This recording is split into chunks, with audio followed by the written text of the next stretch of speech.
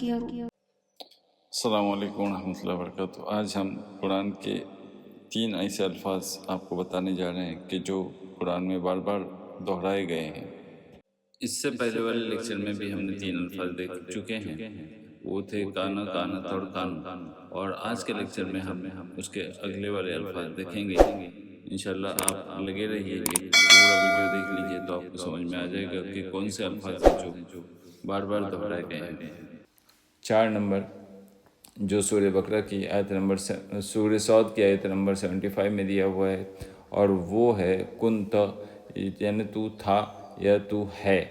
یہاں پہ وہ تھرڈ پرسن کے لیے تھے، اب یہ جو حرف ہے وہ ہے سیکنڈ پرسن کے لیے، یعنی مخاطب کے لیے استعمال ہوتا ہے، یعنی تو تھا یا تو ہے۔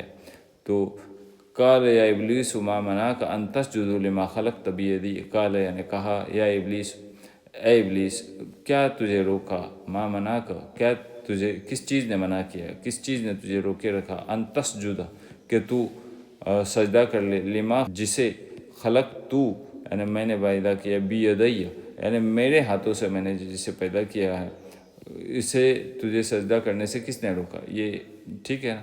استغبرت، کیا تو نے تکبر کیا، ام کنت، یہ ہم دیکھنا چاہتے ہیں کہ کنت یعنی کیا تو تھا یا کیا تو ہے، عالین میں سے، یعنی جو سرکش بنتا ہے، جو برتر بنتا ہے، جو اپنے آپ کو بڑا سمجھتا ہے، کہ تو اس میں سے ہے۔ تو یہ اللہ تعالیٰ نے یہ ابلیس سے کہا تھا جب اس نے سجدہ کرنے سے اپنے آپ کو منع کیا تھا۔ تو کم ام کنت یعنی تو تھا یا تو ہے، تو اس طریقے سے اس کا استعمال ہوتا ہے۔ تو کنت یعنی تو تھا یا تو ہے۔ اوکے، آگے چلتے ہیں۔ یہ 4 ہو گئے، اب یہ 5واں نمبر ہے کنتم۔ کنتم یہ بھی پلورل کے لیے استعمال ہوتا ہے، کنت یعنی یہ سنگولر کے لیے استعمال ہوتا ہے، مخاطب کے لیے، تو آپ سب تھے یا آپ سب ہیں۔ تو اس کا استعمال سورہ آل عمران میں آیت نمبر 31 میں استعمال ہوا، دیکھو، قل ان کنتم تحبون اللہ، یہ بہت ہی فیمس آیت ہے۔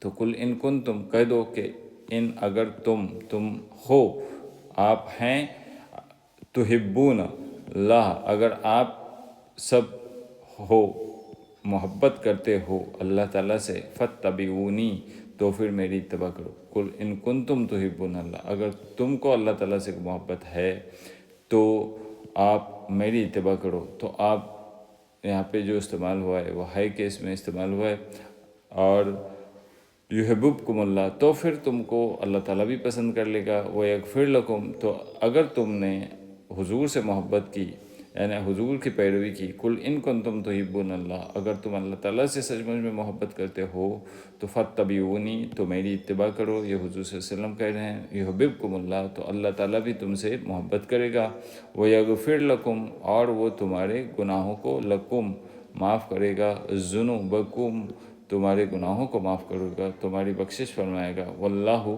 غفور الرحیم، اور وہ تو بڑا معاف کرنے والا ہے۔ تو یہ کنتم کا استعمال یہ پلورل کے لیے استعمال ہوتا ہے، وہ دیکھ لیجیے اور سمجھ لیجیے۔ تو اب ایک نیکسٹ ورڈ، لاسٹ ورڈ جو ہے وہ ہم دیکھیں گے، تو وہ ہے کننا۔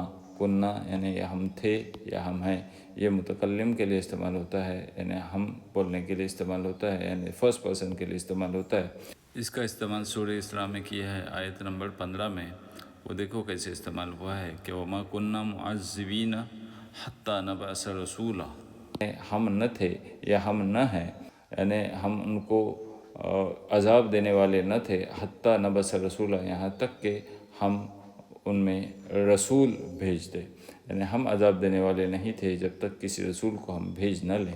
تو اس طریقے سے یہ کننا کا استعمال ہوتا ہے۔ تو یہ آیت بھی بڑی امپورٹنٹ آیت ہے۔ من اہتدی فانما یہتدی لنفسی، تو جس نے ہدایت پا لی اس نے اپنے لیے ہدایت پا لی، اور ومن ضل، اور جو ضل گمراہ ہو گیا، فانما، تو پھر وہ یقیناً یضل علیہا، وہ اپنے لیے ہی گمراہ ہو گیا، یعنی اس کا وبال اپنے اوپر ہی ہے۔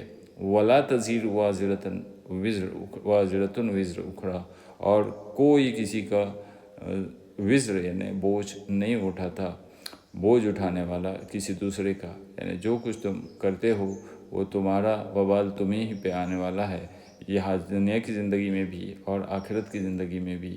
تو اس طریقے سے یہ 6 حرف ایسے تھے کہ جو قرآن میں تقریباً 1000 مرتبہ استعمال ہوئے ہیں۔ اگر آپ نے اس کو سمجھ لیا ہوگا تو آپ کو یہ 1000 الفاظ یاد کرنے کی غرض نہیں، بلکہ یہ 6 الفاظ میں ہی آپ کو سب کچھ آ جائے گا۔ تو یہ 6 حرف ایسے ہیں جو ہم نے دیکھ لیا۔ ایک تھا کانا، کانت، کانو، یہ کنت، کنتم اور کننا، وآخر دعوانا ان الحمد للہ رب العالمین۔